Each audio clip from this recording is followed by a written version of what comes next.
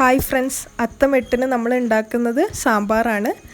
സദ്യയിലെ ഏറ്റവും ഇമ്പോർട്ടൻ്റ് ആയിട്ടുള്ള വിഭവമാണ് സാമ്പാർ. അപ്പോൾ അതിന് നമുക്ക് എന്താ ആവശ്യം നോക്കാം. ചെറിയുള്ളി, വെല്ലുള്ളി, ഇഞ്ചി, ചുവന്ന മുളക്, കറിവേപ്പില, മല്ലിയില, കടുക്, മുളക് പൊടി, സാമ്പാർ പൊടി, മഞ്ഞൾപ്പൊടി, മല്ലിപ്പൊടി, ഉലുവ, കായം, കുരുമുളക്, ശർക്കര ഒരു ചെറിയ കഷ്ണം, പരിപ്പ്, പുളിവെള്ളം, വഴുതന, തക്കാളി, ഉരുളക്കിഴങ്ങ്, വലിയുള്ളി, ക്യാരറ്റ്, ചേന, ബീൻസ്, മുരിങ്ങക്കായ, പച്ചക്കായ, തേങ്ങ, പച്ചമുളക്, മത്തനും വെണ്ടക്കയും. ആദ്യം നമുക്ക് പരിപ്പ് വേവിക്കണം. അതിനായിട്ട് പാനിലേക്ക് പരിപ്പ് ഇട്ട് കൊടുക്കാം. അതിലേക്ക് ആവശ്യത്തിനുള്ള വെള്ളം ഒഴിച്ചു കൊടുക്കാം. പരിപ്പിലേക്ക് 4 ചെറിയുള്ളി ചേർത്ത് കൊടുക്കാം. പിന്നെ 2 പച്ചമുളക് മുറിച്ചതും ഇട്ട് കൊടുക്കാം. അതിലേക്ക് കുറച്ച് എണ്ണ ഒഴിച്ചു കൊടുക്കണം. അത് തിളച്ച് പൊന്താതിരിക്കാൻ വേണ്ടിയിട്ടാണ്. പിന്നെ ആവശ്യത്തിനുള്ള ഉപ്പും കൂടെ ഇതിലേക്ക് ചേർത്ത് കൊടുക്കാം. പരിപ്പ് പകുതി വേവായി കഴിഞ്ഞാൽ അതിലേക്ക് കൂടുതൽ വേവുള്ള കഷ്ണങ്ങൾ നമുക്ക് മുറിച്ചിട്ട് കൊടുക്കാം.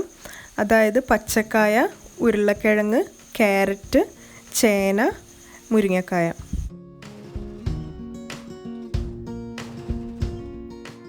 അതിലേക്ക് ആവശ്യത്തിനുള്ള മഞ്ഞൾപ്പൊടിയും ഉപ്പും ചേർത്ത് കൊടുത്തിട്ട് നന്നായിട്ട് മിക്സ് ചെയ്യാം.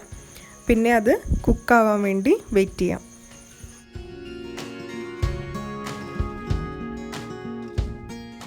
നമ്മൾ ആദ്യം ഇട്ട വെജിറ്റബിൾസൊക്കെ പകുതി വെന്ത് കഴിഞ്ഞാൽ നമുക്കതിലേക്ക് ബാക്കിയുള്ള വെജിറ്റബിൾസും കൂടെ ചേർക്കാം. അതായത് മത്തൻ, ഇഞ്ചി, തക്കാളി, വെണ്ടക്ക, ബീൻസ്, ബ്രിഞ്ചോളും വലിയുള്ളിയും.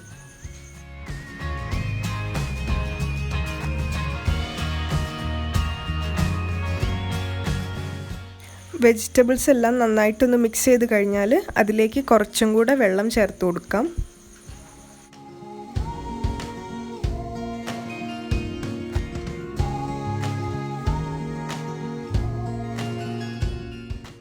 ഇനി കുറച്ച് ഉപ്പും കൂടെ ചേർത്തതിന് ശേഷം നമുക്കത് കവർ ചെയ്തിട്ട് കുക്ക് ചെയ്യാം. നിങ്ങൾക്ക് വേണമെങ്കിൽ പ്രഷർ കുക്കറിലും ഈ വെജിറ്റബിൾസൊക്കെ കുക്ക് ചെയ്തെടുക്കാം. ഞങ്ങളിത് മൊത്തം പാനിൽ തന്നെ ചെയ്തേ ഉള്ളൂ.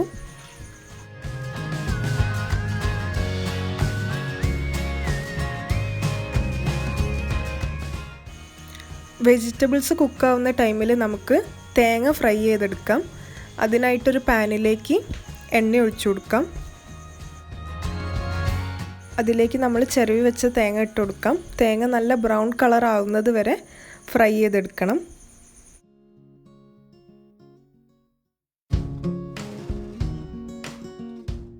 തേങ്ങയിലേക്ക് കുറച്ച് ചെറിയുള്ളിയും വെളുത്തുള്ളിയും ചേർത്ത് കൊടുക്കണം.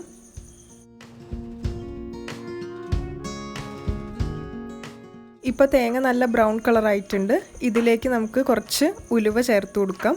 ഒരു ചെറിയ കഷ്ണം കായം ഇട്ട് കൊടുക്കാം. പിന്നെ കുരുമുളകും ചേർക്കാം. അതിനുശേഷം സാമ്പാർ പൊടിയും മുളക് പൊടിയും മല്ലിപ്പൊടിയും കൂടെ ചേർത്ത് കൊടുക്കാം.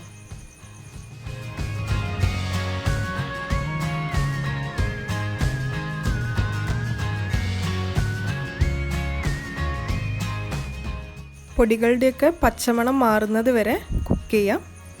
അതിനുശേഷം നമുക്ക് കുറച്ച് കറിവേപ്പില ചേർത്ത് കൊടുക്കാം. പിന്നെ ഗ്യാസ് ഓഫ് ചെയ്യാം.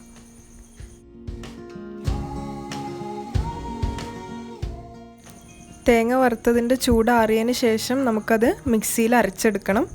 വെള്ളം ചേർക്കാതെയാണ് നമ്മൾ അരയ്ക്കുന്നത്. തേങ്ങ അരച്ച് കഴിഞ്ഞിട്ടുണ്ട്. ഇനി നമുക്കൊരു 1/2 കപ്പ് പുളിവെള്ളം റെഡിയാക്കാം. വെജിറ്റബിൾസൊക്കെ നന്നായിട്ട് വെന്ത് കഴിഞ്ഞാൽ അതിലേക്ക് നമ്മൾ പുളിവെള്ളം ഒഴിച്ചു കൊടുക്കാം. അത് നന്നായിട്ടൊന്ന് തിളയ്ക്കണം. പുളി വെജിറ്റബിൾസിലൊക്കെ നന്നായിട്ട് പിടിക്കാൻ വേണ്ടിയിട്ടാണ്.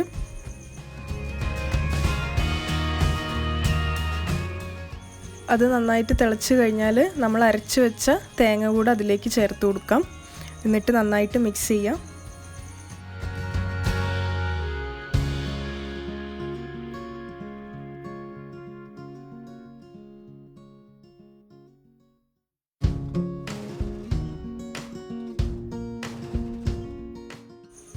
നമ്മൾ അരച്ച ജാറിൽ കുറച്ച് വെള്ളം ഒഴിച്ചിട്ട് അതിൽ ബാക്കിയുള്ള അരപ്പൊക്കെ ഈ കറിയിലേക്ക് തന്നെ ഒഴിച്ചു കൊടുക്കാം.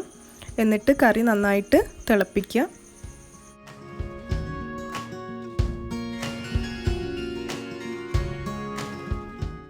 കറി ഇപ്പം നന്നായിട്ട് തിളച്ചിട്ടുണ്ട്. ഇതിലേക്ക് നമുക്കൊരു ചെറിയ കഷ്ണം ശർക്കര ചേർത്ത് കൊടുക്കാം. അത് ആ പുളിയൊക്കെ ഒന്ന് ബാലൻസ് ആവാൻ വേണ്ടിയിട്ടാണ്. പിന്നെ കുറച്ച് മല്ലിയിലയും കറിവേപ്പിലയും കൂടി ചേർത്ത് കൊടുക്കാം.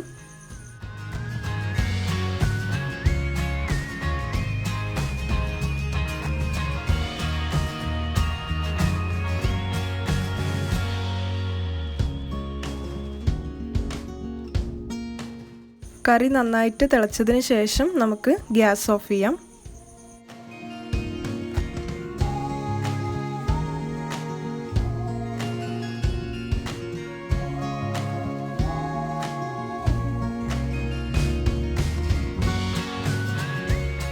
കറി വറവിടാനായിട്ട് നമുക്ക് പാനിൽ കുറച്ച് എണ്ണ എടുക്കാം. അതിലേക്ക് കുറച്ച് കടുക് ഇട്ടിട്ട് പൊട്ടിക്കാം.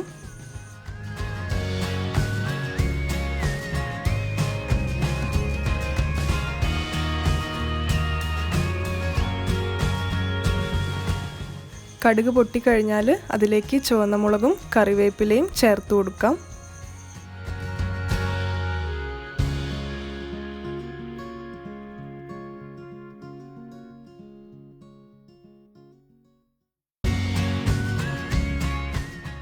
ഇതിനി സാമ്പാറിൻ്റെ മുകളിൽ നമുക്ക് ഒഴിച്ചു കൊടുക്കാം. എന്നിട്ട് അതൊരു 10 മിനിറ്റ് കവർ ചെയ്ത് വെക്കുക. 10 മിനിറ്റിന് ശേഷം നിങ്ങൾക്കത് സെർവ് ചെയ്യാം. അപ്പം നമ്മുടെ സാമ്പാർ ഇപ്പോൾ റെഡി ആയിട്ടുണ്ട്. കോഴിക്കോടൻ സ്റ്റൈലിലുള്ള സാമ്പാറാണ് നമ്മൾ ഉണ്ടാക്കിയിട്ടുള്ളത്. അപ്പോൾ എല്ലാവരും ഇതൊന്ന് ട്രൈ ചെയ്ത് നോക്കുക. അപ്പോൾ ഈ വീഡിയോ ഇഷ്ടപ്പെട്ടാൽ ലൈക്ക് ചെയ്യുക, കമൻറ്റ് ചെയ്യുക. ആദ്യമായിട്ട് കാണുന്നവരാണെങ്കിൽ സബ്സ്ക്രൈബും ചെയ്യുക, ബെൽ ബട്ടണും അമർത്തുക. അപ്പോൾ നാളെ കാണാം. ബൈ.